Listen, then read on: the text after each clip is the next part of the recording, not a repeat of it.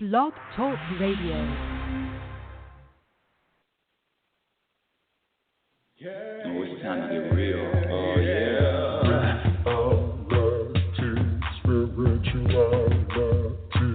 It's a new experience.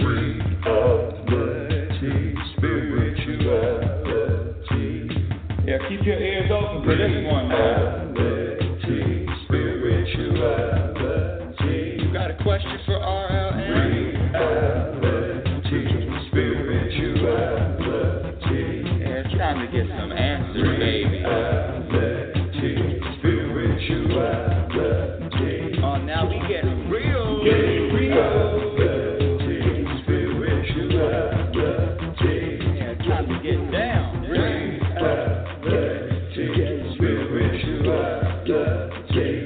Yeah, you gonna feel good now. Real good. Now, that's what I'm talking about. Time to get real. Welcome, everyone. Welcome to Reality Spirituality. I'm your host, Rebecca L. Norrington. Thank you so much for being here. Thank you for listening. Thank you for spreading the news. Thank you for sharing this show. We're heard on iHeartRadio now. That's exciting. So this show is heard all over the world and is shared all over the world. And let me just say from some of my new listeners, I get new listeners every week, you're probably curious. Well, who is this chick? Who is this Rebecca L. Norrington? What's up with the L in the middle? Well, who is she? Well, I have to say I'm the world's only happiness specialist. And what that means is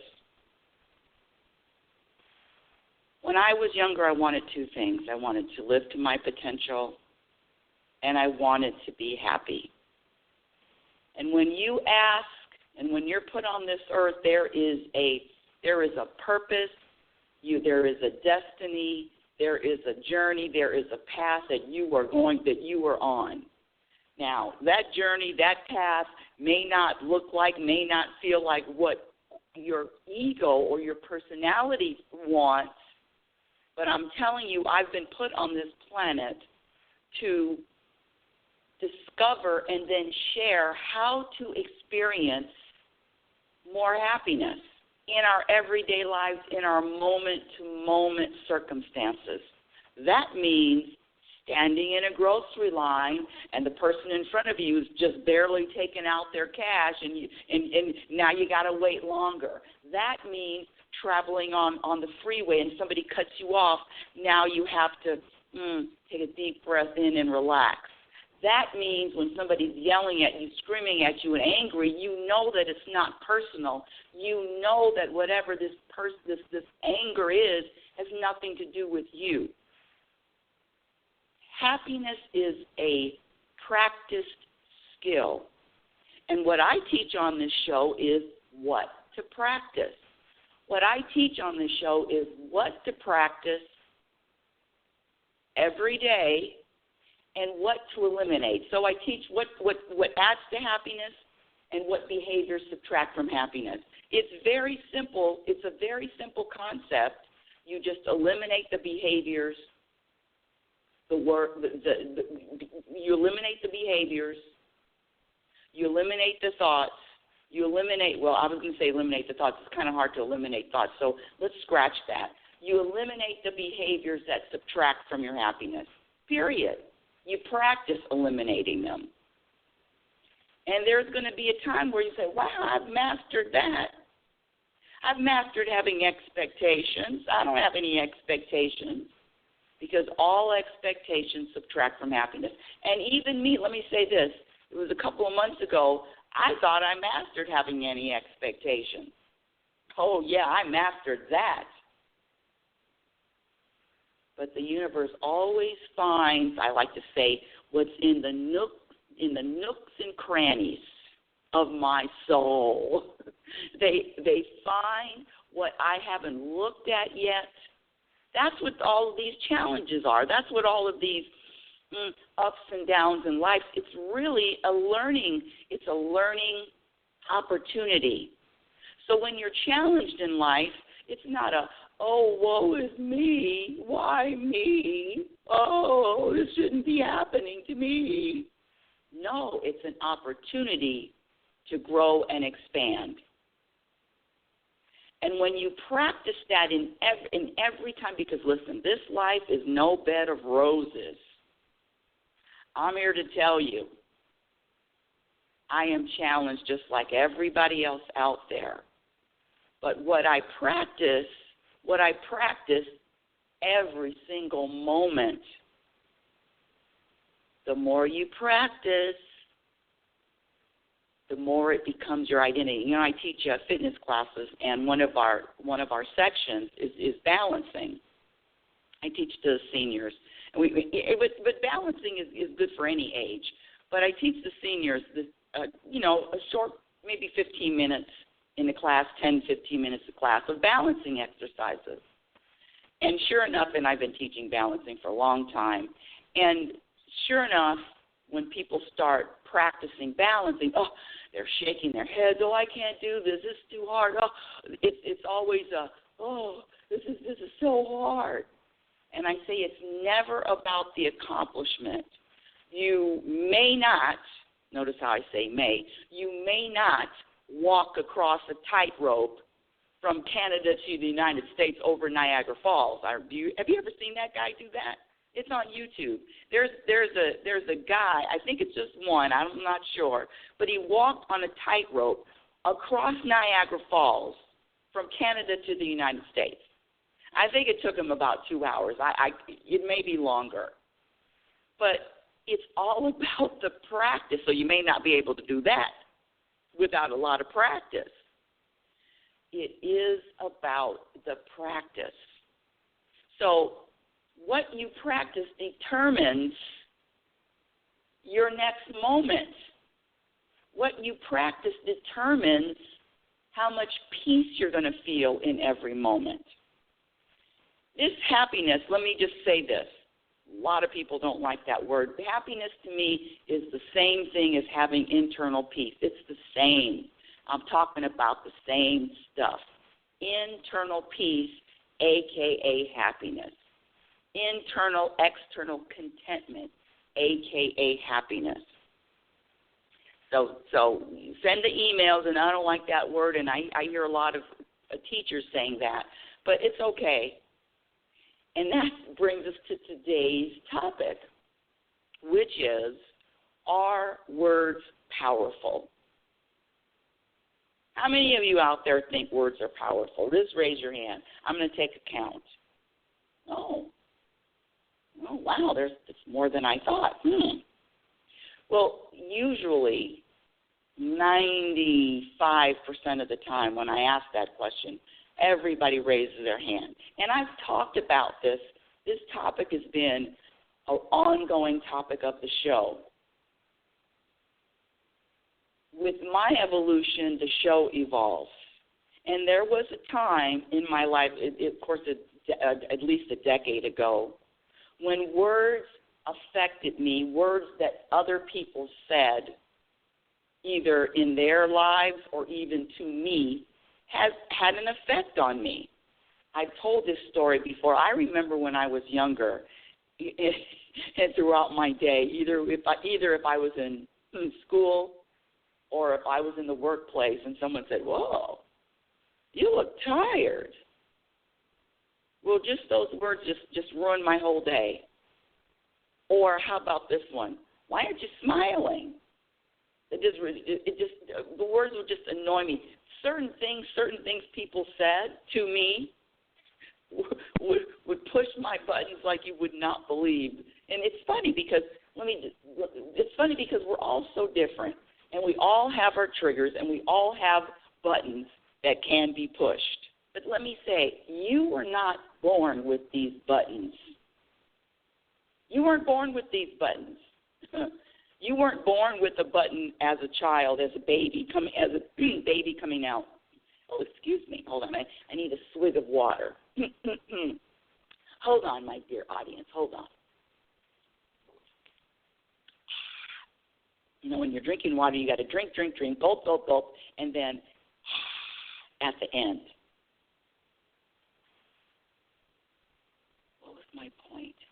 words. Oh, born, no. So you came out month old, 2 months old, 3 months old, 4 months old, 5, 6, 7.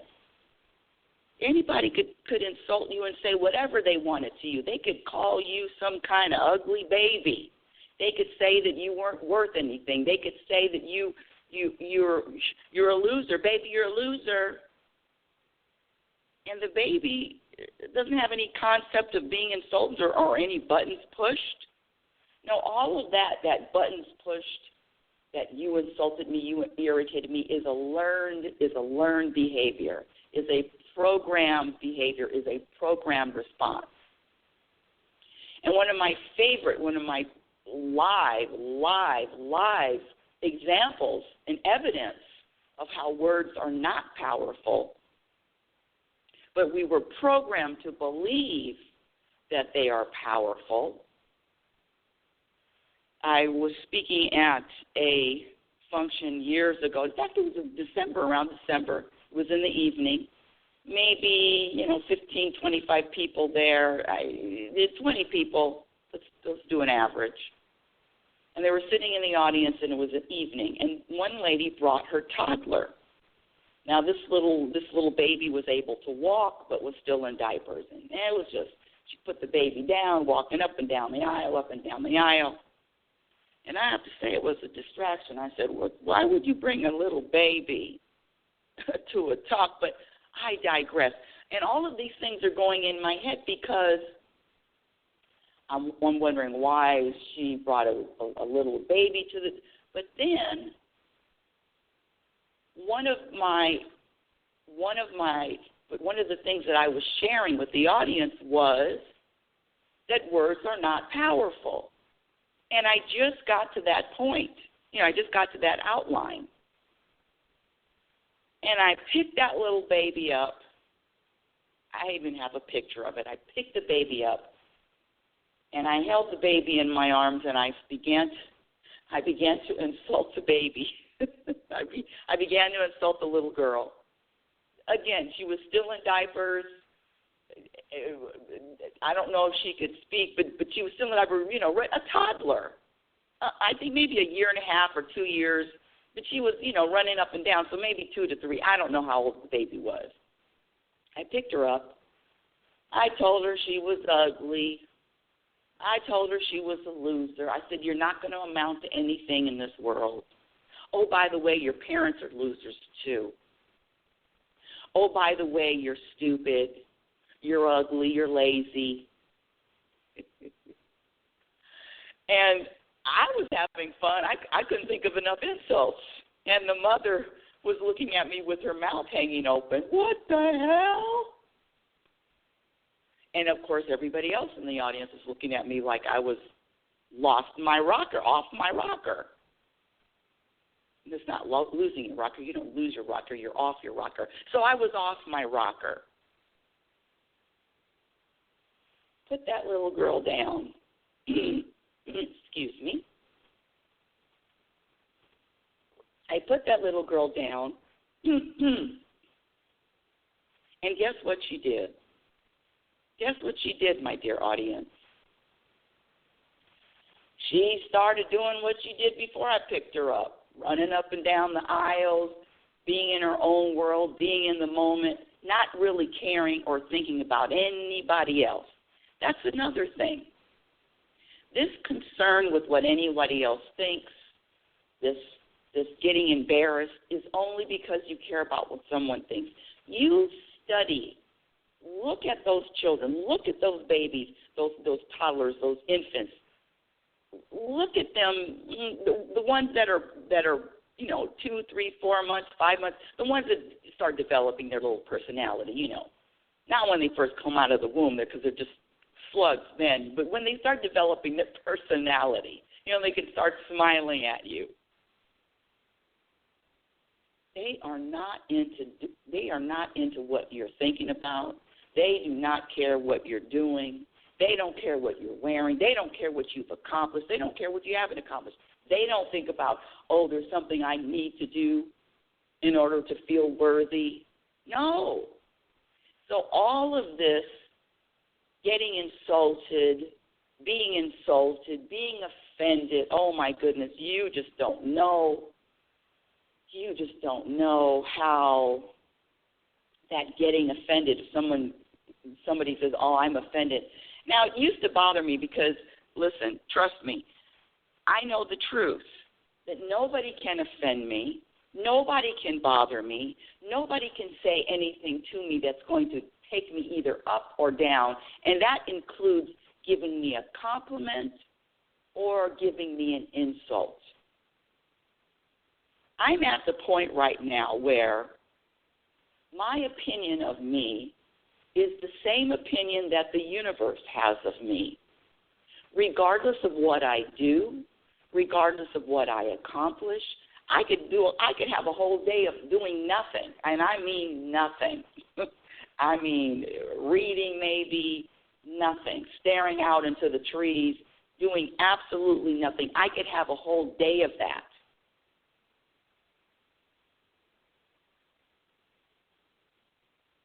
And not feel bad or not think that, oh, there's something wrong, I haven't accomplished anything. Now, trust me, years ago, oh, I would be very critical about a person that didn't accomplish anything during the day. That's what I was programmed to believe. I'm here to do something, not to be. I'm here to do. That's what I was programmed to believe. But getting back to the words are not powerful. Who's more powerful? Who is more at peace? Who is more content?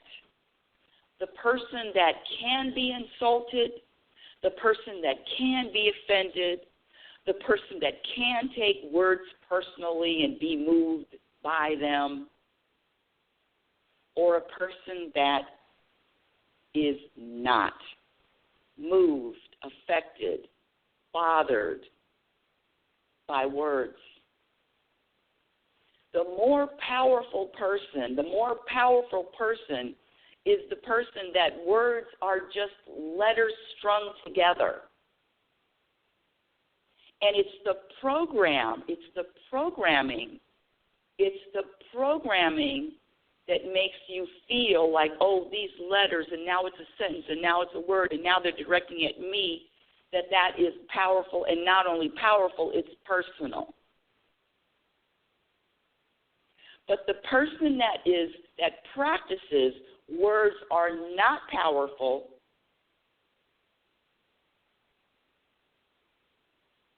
has more peace, has more contentment, because the words, any words can be thrown at. Trust me, audience. There are so many words that offended me when I was growing up. First of all, I grew up in a house where we did not curse. We could not use any slang. We could not use any four-letter words at all. I heard my father say hell. I think I was in my 20s when he was having an argument with his brother. I heard him say hell one word. But come to find out that while he was at the donut shop with the guys, or while he was at his job, he could curse, but never did at home. I was not allowed to. But I'm telling you right now, don't tell anybody, but I can curse like a truck driver. Who cares? Words are not powerful. We were programmed to believe that they're powerful, but the words itself, and this is what really, I'm going to have to say I'm proud of myself for practicing. Getting to a place where you cannot compliment me and you cannot insult me. Let's go to the compliment, because I get a lot of compliments, and I get my share of insults too. But the compliments, it's buying into. If somebody can say something to you, I'm just throwing it out. You know, there is a warning on this show. I'm throwing it out. This is a warning sign. Put your seatbelts on. But if somebody can compliment you and somebody can say something to make you feel good, to make you feel, that's really nice and warm and fuzzy and all of that, they can also say something that's going to make you feel another way. But the key is, here we go, seatbelt again. Put your seatbelt on. The key is, it's not their words. It's not their insults. It's not their compliments that are making you feel that way in the first place. It is always an internal struggle. The struggle is always within. So if you think that somebody said something to you and now you feel good and now you feel warm and fuzzy and you that doesn't make sense, Rebecca. People have complimented me and I do feel good. It makes me feel good. It makes your ego feel good. And what I'm here to say is if you can be complimented, you can also be insulted. And I'm into being the most powerful, conscious, aware human in this physical form that I'm in right now. And part of it is being able to let go of all words that are said to me. You know, I actually volunteer at a senior center. Every other Saturday we have breakfast, so there was breakfast yesterday. And I'm working those seniors are brutal. Gee whiz, you serve the thing, and where's my water? You got to go, well, where's my coffee? I mean, I'm running around. I'm telling you, I'm so tired after the breakfast shift. After 4 hours and 5 hours of cleanup and washing dishes, it's so exhausting. What was my point? Oh, so my point is, and I get this a lot. We really appreciate you. Thank you for being here. You're such a hard worker. Thank you. You're appreciated. On and on and on. And I have to say, my audience, though even those words. No, because I'm not doing it. There was a time in my life where oh my gosh, you just don't know my mantra. I'm not being appreciated. They don't appreciate me. My mom doesn't appreciate me. They don't. The whole you don't appreciate me whine. Then I got to the place where the universe actually kicked me in the pants and said, no, it's not about them appreciating you. Who cares if they appreciate you or not? Are you doing it for someone else's appreciation, or are you doing it because that's what you want to do? That's what you are inspired to do, work and volunteer and run yourself ragged at a senior center. Well, it is the latter. One of the, if you've seen pictures, I've got really curly hair. And in Oregon, there's not a lot of people with this curly hair, at least where I am. And so a few of the guys like to make fun of my hair. And one, I mentioned it, but this is so funny. One of the guys asked me, says, hey, how do you cut your hair, with a lawnmower? Now that's funny. And because I don't take what anybody says to me seriously and or personally, their words mean absolutely nothing. Because I am rooted and solid in what I think and who I know me to be. There is an energy of stable, balanced, relaxed. So it doesn't matter what anybody says. You can't ruffle my feathers by some words or some language. I've told this story too before. I had a neighbor that was screaming and yelling at me just last year? Yeah, last year. Wait a minute. How long have I been here? A year. So it's this, I don't remember when it was, but anyway, he was screaming and yelling at me, calling me a bitch, and I was crazy, and he's going to sue me. And there's been people on the road that have screamed and yelled at me. I believe I told this story too. It was 2 or 3 days after my mother died, and I was waiting for this email, and I got the email, and it was a red light.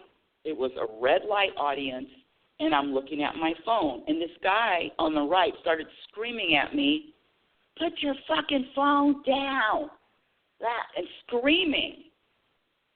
But I'm sorry, but no amount of profanity, no amount of directing venom to me, no amount of ugly words or insulting words or words that were meant to cut. You can't cut me. Not with your words. You cut me with a knife, but you can't cut me with words because of the practice. And what is the practice? The practice is making a commitment to prioritize peace and happiness in every moment. And when you make a commitment and you prioritize happiness over everything, then you will start to practice what adds to happiness and eliminate what subtracts from happiness. And what subtracts from happiness is giving power to words. What subtracts from peace is giving power to words. If you allow words that can take you on a journey to feel good, to feel bad, to feel different, to feel indifferent, to feel up, to feel down, how is that going to bring you any peace? How is that going to result in any peace or any happiness or contentment? It's not. So I want to throw that out there. And again, happiness is a practice skill. And whatever you're practicing in any moment is what you are contributing to the world.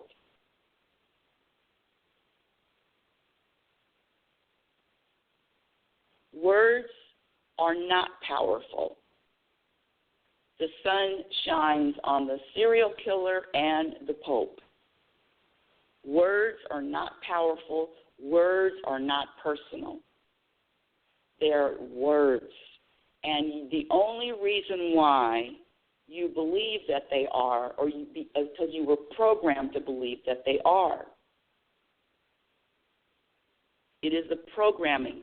And uncovering any programming, any belief, any program belief is the beginning of uncovering and finding and living in peace and contentment in every single moment.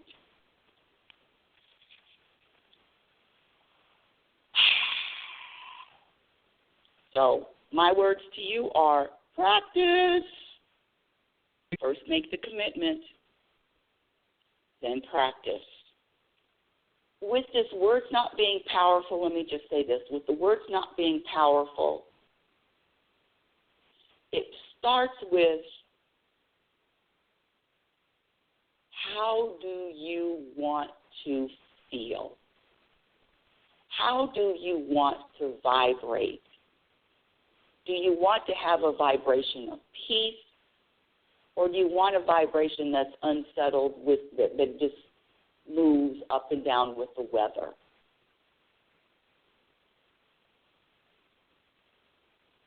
What is your focus? What is your commitment? When you commit to wanting peace, happiness, content, balance, when you commit to all of that, the practice comes. And it's always, don't think I'm in here alone. It's always about asking the universe, how do I? How do I practice patience?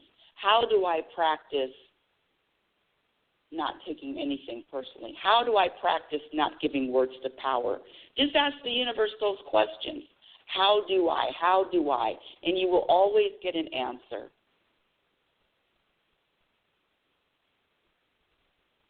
All right, Reality Spirituality is heard every Sunday at 9 a.m. Pacific Standard Time. My website is RebeccaNorrington.com. That's RebeccaNorrington.com. Follow me on Twitter at RLNorrington. My Instagram handle is Reality Spirituality. YouTube channel, you can search for me on YouTube. And my first book, Reality Spirituality, The Truth About Happiness, can be purchased on Amazon and Lulu.com, Lulu. My second book, Program for Unhappiness, is going to be out sometime in 2019. And until next week, and the show is on Reality Spirituality Radio is on iHeartRadio. And until next time, my dear audience, I want you to remember who you are. You are a physical extension of the universe. You're always evolving. You're always changing. You're always growing. Love is patient and love is kind. Be patient and be kind to yourself. Be your own best friend. Remember, you cannot have a happy ending to an unhappy journey. It is about the journey. Have a conscious week and practice. Practice what you want to contribute to the world. You've been listening to Reality Spirituality. Yay! Have a great week. Yeah. Oh, it's time to get real. Oh, yeah.